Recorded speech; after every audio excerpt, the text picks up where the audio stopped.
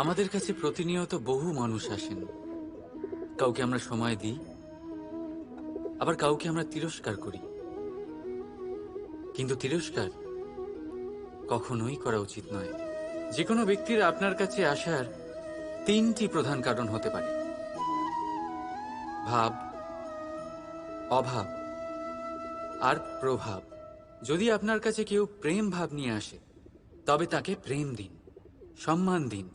যদি কেউ আপনার কাছে অভাবে আসে, তবে তার প্রয়োজন বুঝুন, আর যথাসম্ভব আপনি তার সাহায্য করুন।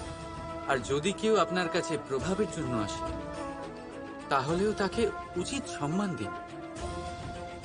এটা অত্যন্ত ভাগ্যের ব্যাপার যে কেউ আপনার প্রভাবে আছে। কিন্তু তিরস্কার তিরস্কার কখনো করবেন না।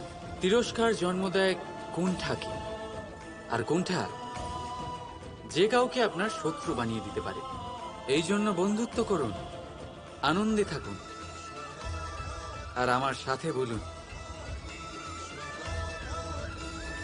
রাধা রাধা।